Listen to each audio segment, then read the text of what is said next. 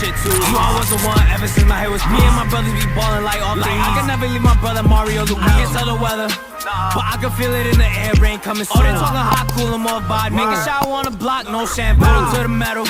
What the heck is going on with y'all? It's your boy Heck, and I'm welcoming you back to the What.Da.Hecpodcast, where basketball is an art, and the court is our canvas.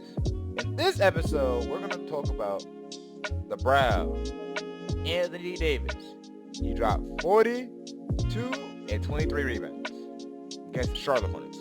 It's going to be interesting to watch Anthony Davis because Anthony Davis is different. That's all I got to say. But with that, y'all know the drill. Don't forget to like, share, subscribe. And with that being said, let's get it, man. All right, Anthony Davis is a 6'10" center who is a two-way mid-range slasher. He's very good at protecting the rim. He's very good at running the floor. He was a point guard that had a growth spurt. It's always interesting to see how he plays. Anthony Davis' strengths. First, rim protection. He's an elite shot blocker. He averaged 2.1 blocks a game. He's very good at rotating, playing past, rotating on defense, and he has a good sense, good defensive IQ. Second, he's a really good mid-range shooter, but his primary game is him finishing, and he can play off of that. And third, for a big man, he can hit on the rock. A lot of that has to do with his ability, him growing up, being a guard his whole entire life, and he grew to be 6'11".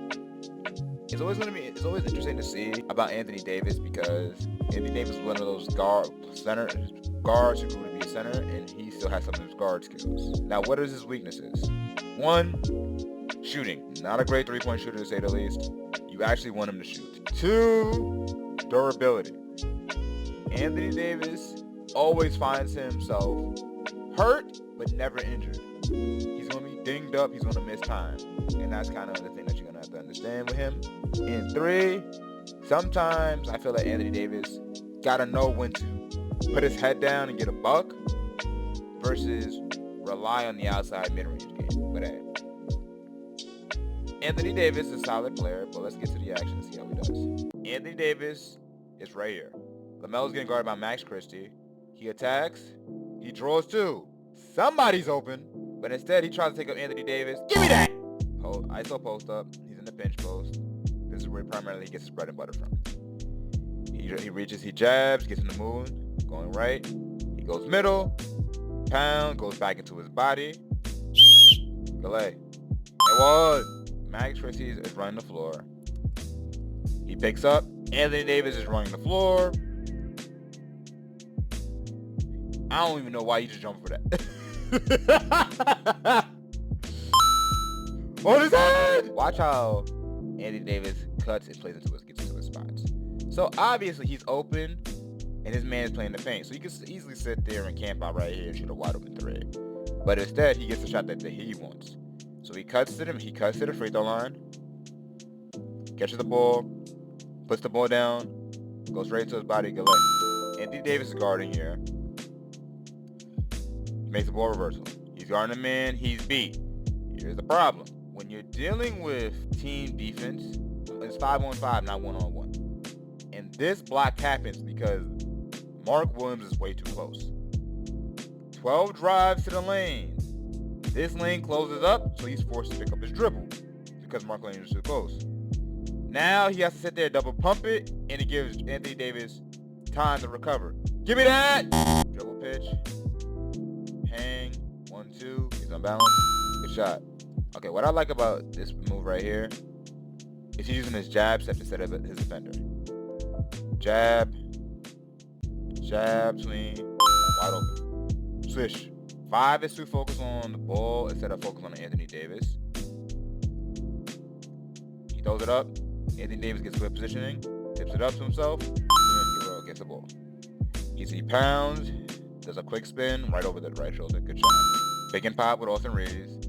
He opens up, gets into his spot, shoots a floater. Good shot for this. So 95% of offensive rebounds and buckets are due to positioning. In the end, Anthony Davis is 6'11". So if he gets down here, he has a good chance of getting the ball. So what happens is Austin Reeves jacks this, seeing that he's on the inside release. Now, if I'm Austin Reeves, I would try to get the ball put the ball in his hand. But he has to worry about the help side defender helping him, so I kind of understand the shot. He shoots the ball, misses short. Anthony Davis is in positioning, grabs the ball, lays the ball up. Pick and roll, behind the back. Now he got space to shoot the mid-range.